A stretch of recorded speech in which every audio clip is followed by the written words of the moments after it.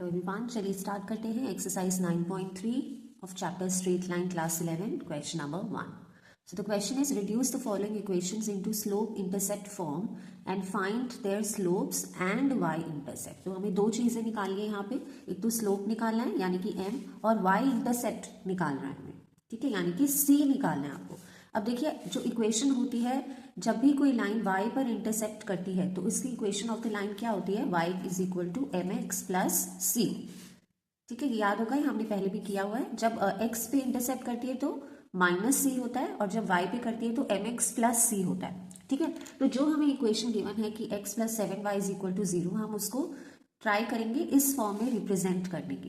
कैसे कर सकते हैं, अब देखिए y is equal to M X plus C, तो हमें y की टर्म को लेफ्ट में रखते हैं और बाकी टर्म्स को राइट में ले आते हैं, तो हम इस फॉर्म में उसको एक्सप्रेस कर रहे हैं। तो ये हो गया मेरा 7y is equal to minus x plus 0। ठीक है, तो इसमें से मैं y इधर कर देती हूँ, y हो गया माइनस 1/7x प्लस 0, तो 0 ही रहेगा। ठीक है, तो मैंने क्या किया, मैंने इस इक्वेशन को y is equal to M X plus C की फॉर्म में रिप्रेजेंट कर लिया। क्या इक्वेशन थी, y is equal to M X plus C. अब ये इक्वेशन 1 ले लीजिए, अब ये इक्वेशन 2 ले लीजिए और आप लिख सकते हो कंपेयरिंग इक्वेशन 1 एंड 2। अब 1 एंड 2 को आप ध्यान से देखो, तो y है is equal to minus 1/7x plus 0 और इधर है एम एक्स प्लस 0। तो इससे मुझे पता लगता है कि m क्या है मेरा, यानी कि स्लोप m कितना है, माइनस 1/7। ठीक है, और दूसरा क्या है, जो c है मेरा, c क्या है, y इंटरसेप्ट। y इंटरसेप्ट क्या है, जैसे मैंने आपको बताया y इंटरसेप्ट क्या है, c है ना, तो c क्या है, तो c क्या है इस केस में, c है 0। ठीक है, तो बस आपको ये स्लोप निकालना था और y इंटरसेप्ट निकालना था, तो ये हो गया आपका इस क्वेश्चन का आंसर। तो आपको क्या करना था, बेसिकली जो इक्वेशन गिवन थी x plus 7y is equal to 0, आपको उसको स्लोप और इंटरसेप्ट यानी m और c की रेशियो, m और c की फॉर्म में आपको उसको फाइंड करना था। तो आपने ये इक्वेशन पुट करी और m और c को इससे कंपेयर किया और m और c की वैल्यूज निकाल ली। ठीक है, चलिए करते हैं सेकेंड पार्ट इसका। 6x plus 3y minus 5 is equal to 0। इसमें भी हम क्या करेंगे, इसे y is equal to M X plus C की फॉर्म में रिप्रेजेंट करेंगे। तो मैं इसमें से y की टर्म्स को एक साइड ले लेती हूँ, यानी कि 3y इज इक्वल टू 5 और 6x को राइट साइड पे ले जाऊंगी, तो ये हो गया मेरा माइनस 6x प्लस 5।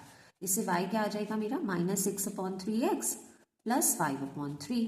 अभी इसको मैं कट कर देती हूँ, 3 2 6, तो ये हो गया y is equal to minus 2x plus 5/3।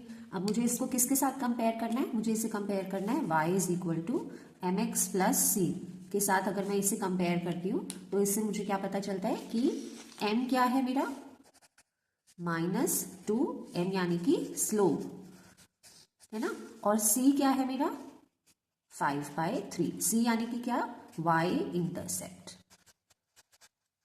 ठीक है, तो m स्लोप आ गया -2, हमें फाइंड करना था ना, एक तो पहले रिड्यूस करना था इसको स्लोप इंटरसेप्ट फॉर्म में। स्लोप इंटरसेप्ट फॉर्म क्या है, y is equal to M X plus C है स्लोप इंटरसेप्ट फॉर्म, और इससे हमें स्लोप बताना था यानी कि m बताना है और y इंटरसेप्ट यानी कि c बताना। तो यही कर रहे हैं हम, हर इक्वेशन जो गिवन है उसको y is equal to M X plus C की फॉर्म में लिख रहे हैं और फिर उससे स्लोप और c फाइंड आउट कर रहे हैं। ठीक है, तो ये था इस क्वेश्चन का आंसर। चलिए करते हैं इसका थर्ड पार्ट। थर्ड पार्ट है y इज इक्वल टू 0। ठीक है, चलिए इसको भी हम y is equal to M X plus C की फॉर्म में लिख देते हैं। तो ये क्या हो गया मेरा, y is equal to M x, m यानी कि इसमें मैं अगर y इज इक्वल टू 0 है ना, तो मैं इसे 0x प्लस 0 भी लिख सकती हूँ, क्योंकि 0 इंटू एक्स इज 0 और प्लस 0, तो ये y इज इक्वल टू 0 ही रहा। ठीक है, तो जब मैंने इसको इस फॉर्म में लिखा और इसको फर्स्ट और इसको सेकेंड इक्वेशन माना, तो कंपेयरिंग इक्वेशन 1 एंड 2 मुझे क्या पता चला कि जो m है वो क्या है, m है 0, m यानी कि स्लोप है आपका 0, और c क्या है, c भी क्या है, c भी 0 है। ठीक है, तो m भी 0 आया है, c मैं बार बार लिख रही हूँ यहाँ पर, c क्या है आपका y इंटरसेप्ट, वो भी क्या आया है आपका 0 आया। तो बस ये है इस क्वेश्चन का आंसर। ठीक है, तो इसी के साथ कंप्लीट हुआ हमारा first question, all the 3 parts 1 2 and 3। मैं लिखती हूँ क्वेश्चन नंबर 2। तब तक आप जल्दी से वीडियो को लाइक कर दीजिए, चैनल पर पहली बार आए हो तो सब्सक्राइब कर दो और अपने फ्रेंड्स के साथ शेयर करो। तब तक मैं लिखती हूँ question number 2। Number 2 is reduce the following equations into intercept form and find their intercept on the axis. यानी कि जैसे सपोजिटली ये आपका ग्राफ है बेटा, ये एक्स एक्सिस है और वाई एक्सिस है, तो कोई एक लाइन है जो एक्स एक्सिस और वाई एक्सिस दोनों को ही इंटरसेक्ट कर रही है। ठीक है, तो आपको इसमें फाइंड आउट क्या करना है, आपको बताना है कि ये एक्स एक्सिस पे कहाँ इंटरसेक्ट कर रही है और वाई एक्सिस पे भी कहाँ, क्योंकि लिखा है ना इंटरसेक्ट ऑन द एक्सिस, यानी कि both x as well as y axis कहाँ इंटरसेक्ट कर रही है, ये आपको फाइंड आउट करना है। तो अगर आपको याद होगा पिछली एक्सरसाइज में हम ये इस टाइप का क्वेश्चन कर चुके हैं, तो हम जैसे ओरिजिन है 0 है ना, तो ये मिड पॉइंट है इस लाइन का, तो हम इसे क्या मानते थे, हम इसे ए मानते थे और इसे हम बी मानते थे। तो बेसिकली हमें ए और बी फाइंड करना है। और हम क्या लिखते थे, इक्वेशन आपको याद होगी, हम लिखते थे एक्स अपॉन ए plus Y upon B. X का इंटरसेप्ट क्या है ए और वाई का इंटरसेप्ट क्या है बी इज इक्वल टू 1। ठीक है, एक्स का इंटरसेप्ट ए, वाई का intercept b is equal to 1। तो इस इक्वेशन, जो क्वेश्चन में आपको इक्वेशन गिवन है 3x plus 2y minus 12 is equal to 0, आपको इसको इस फॉर्म में कन्वर्ट करना पड़ेगा, रिड्यूस करना है ना इसको इंटरसेप्ट फॉर्म में। तो ये है इंटरसेप्ट फॉर्म का इक्वेशन दोनों एक्सिस के लिए जब आपसे पूछा गया। ठीक है, पिछले क्वेश्चन में क्या था, आपसे पूछा था कि रिड्यूस करिए उसको स्लोप इंटरसेप्ट फॉर्म में, जब स्लोप भी निकालिए और y इंटरसेप्ट निकालिए, तो उसके लिए इक्वेशन क्या थी, y is equal to M X plus C. अब आपको दोनों एक्सिस के लिए पूछा है, तो उसके लिए इक्वेशन क्या है, x upon A plus Y upon b is equal to 1। ठीक है, तो आप जो क्वेश्चन में गिवन है इक्वेशन, उसको इस इक्वेशन की फॉर्म में रिप्रेजेंट करेंगे। तो लिख लेते हैं, चलिए। तो ये जो इक्वेशन है, अब इसको लिखते हैं हम, इज इक्वल टू, देखिए 3x प्लस 2y माइनस 12 है ना, तो हम 12 को पहले राइट साइड पे ले जाएंगे, इस फॉर्म में रिप्रेजेंट करें। तो ये हो गया 3x plus 2y is equal to 12। अब अगर आप इससे इसको देखेंगे तो यहाँ राइट साइड पे 1 है, बट मेरा यहाँ राइट साइड पे 12 है, तो मैं 1 कैसे ला सकती हूँ, मैं पूरी इक्वेशन को किससे डिवाइड करूंगी, divide the entire equation by 12 से डिवाइड कर दूंगी। क्यों कर रही हूं मैं 12 से डिवाइड, क्योंकि यहाँ पर जो मुझे जिस फॉर्म में रिप्रेजेंट करना है वहां राइट साइड पे क्या है 1 है, बट मेरा यहाँ पर क्वेश्चन में क्या है 12 है। तो मुझे अगर 1 चाहिए तो मुझे इसे 12 से डिवाइड करना पड़ेगा, पूरी इक्वेशन को ही 12 से डिवाइड करना पड़ेगा। तो ये हो गया 3x upon 12 plus 2y upon 12 is equal to 12 upon 12, ताकि मेरा राइट साइड पे 1 आ जाए। तो इसे कट कर देते हैं, ये हो गया 4, ये हो गया 6 और ये तो कट होके 1 हो गया। तो ये हो गया x upon 4 plus Y upon 6 is equal to 1 आ गया। ठीक है, अब चलो मैं इसको कंपेयर करती हूँ किसके साथ, कंपेयरिंग इक्वेशन, इसे 1 ले लूं अगर मैं 1, comparing equation 1 with x upon a, ये है ना मेरी equation, is equal to 1, x upon A plus Y upon b is equal to 1। तो इसके हाथ में अगर इसे कंपेयर करूं तो ध्यान दीजिए, x अपॉन 4 एक्स अपॉन ए, तो इससे मुझे a क्या मिल जाता है 4, और यहाँ क्या है y अपॉन 6, यहाँ है y अपॉन b, तो इससे b क्या मिल जाता है मुझे 6। ठीक है, तो a क्या है, ग्राफ में देखो a को आपने क्या माना था अपना x इंटरसेप्ट, तो आपका क्या हो गया x इंटरसेप्ट, यानी कि a आपका है 4 और y इंटरसेप्ट यानी कि b आपका क्या है 6। तो बस ये हो गया इस क्वेश्चन का आंसर। ठीक है, बेसिकली जब दोनों तरफ से इंटरसेप्ट का इक्वेशन आपसे मांगा है, तो आपको ये वाला इक्वेशन, ये जो फॉर्मूला है ये पुट करना है। तो इक्वेशन को आप इसमें रिप्रेजेंट करोगे और फाइनली ए और बी की वैल्यू निकालोगे। ठीक है, तो ये था इसका फर्स्ट पार्ट। चलिए करते हैं सेकंड पार्ट। सेकंड पार्ट में हम इक्वेशन गिवन है 4x minus 3y is equal to 6, तो इसे भी हम किस फॉर्म में रिप्रेजेंट करेंगे, x upon A plus y upon b is equal to 1 की फॉर्म में रिप्रेजेंट करेंगे। तो देख लीजिए इसे कैसे करेंगे। अब इधर यहाँ क्या है, राइट साइड पे 1 है और यहाँ पे क्या है 6, तो मैं क्या करूंगी, डिवाइड एंटायर इक्वेशन बाय 6। कौन सी इक्वेशन, ये जो क्वेश्चन में गिवन है मुझे, तो ये हो गया 4 upon 6x minus 3 upon 6y is equal to 6/6। क्यों कर रही हूँ मैं, क्योंकि मुझे राइट साइड पे 1 चाहिए। तो ये 2/3 हो गया, यहाँ पे 1 2 हो गया और ये तो कट के 1 हो गया। तो ये हो गया 2/3x minus y upon 2 is equal to 1। अब यहाँ पे ध्यान देने वाली बात है बेटा, जो हमें जिस फॉर्म में करना था वो यहाँ पर बीच में प्लस आ रहा था, बट यहाँ पे क्या आ रहा है, बीच में माइनस आ रहा है। तो मैं क्या करूंगी, इसको मैं ऐसे भी लिख सकती हूँ, प्लस करने के लिए y अपॉन -2 कर सकती हूँ।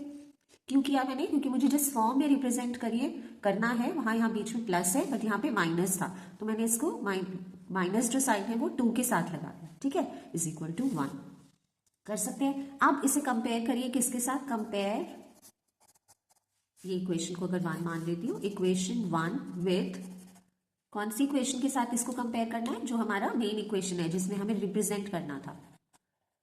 ठीक है, इसको इसके साथ कंपेयर करूंगी तो मुझे क्या पता चलेगा, अब एक और चीज यहाँ देखने वाली है, इसमें a की वैल्यू क्या होगी।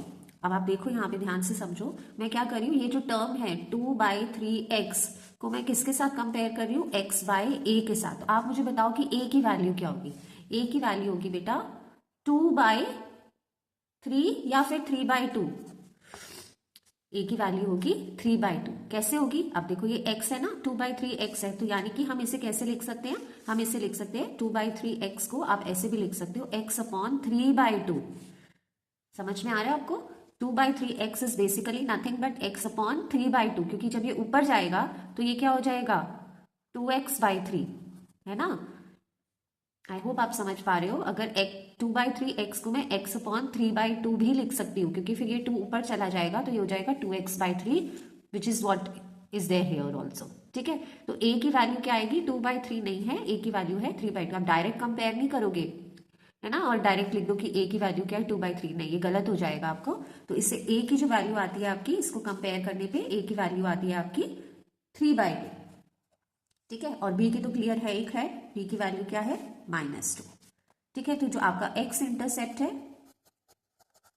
यानी कि a वो क्या है आपका 3/2, और जो y इंटरसेप्ट है यानी कि b वो है आपका -2। तो ये है आपका इस क्वेश्चन का आंसर। अगर अभी भी आपको कोई डाउट है इसमें तो आप प्लीज मुझे कमेंट्स में लिखिए, मैं दोबारा से समझा दूंगी।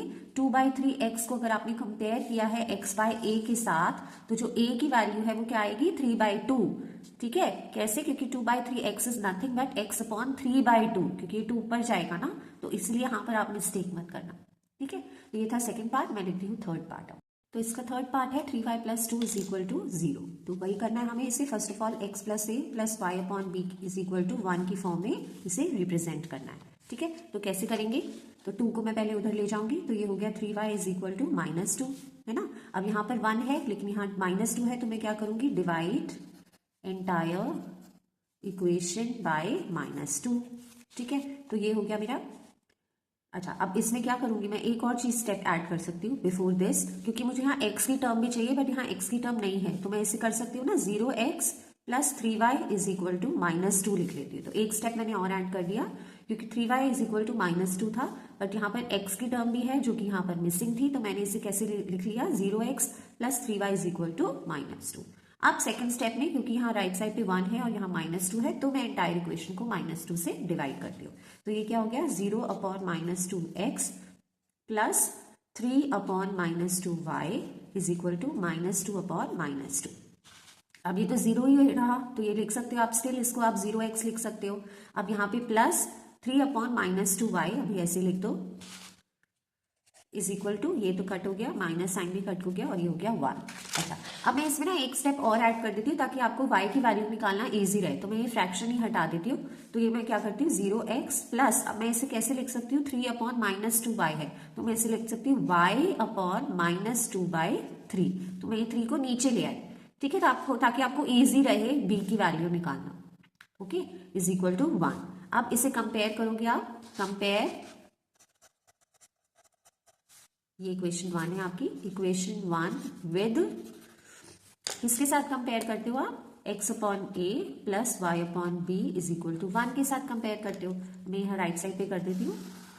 तो जब आपने कंपेयर किया 0x को x/a के साथ, तो a की वैल्यू क्या आ गई, 0 आ गई, और b की वैल्यू जब आपने -2/3 को कंपेयर किया y/b के साथ, तो b की वैल्यू क्या आ गई, -2/3, यानी a = 0, ये आपका क्या है, ये आपका x इंटरसेप्ट है ना, और b की वैल्यू -2/3, ये आपका क्या है, ये आपका y इंटरसेप्ट है। तो ये है इस क्वेश्चन का आंसर। कोई डाउट हो आपको डेफिनेटली कमेंट्स में जरूर लिखिएगा। तो आज की वीडियो में इतना ही। आज हमने कवर किए क्वेश्चन नंबर 1 के all the 3 parts and question number 2 के all the 3 parts. Next video में मैं स्टार्ट करूंगी फ्रॉम क्वेश्चन नंबर 3 ऑनवर्ड्स। ठीक है, कोई डाउट हो बेटा तो प्लीज डेफिनेटली आप कमेंट्स में लिखिएगा, मैं जरूर रिस्पॉन्ड करती हूँ, कोई भी कमेंट होता है। और एज यूजुअल प्लीज चैनल को लाइक कीजिएगा, पहली बार आए हैं तो डेफिनेटली बेटा सब्सक्राइब कीजिएगा, और अपने फ्रेंड्स के साथ ज़्यादा से ज़्यादा शेयर कीजिएगा। Thank you all for watching. मिलती हूँ अगली वीडियो में क्वेश्चन नंबर 3 ऑनवर्ड्स।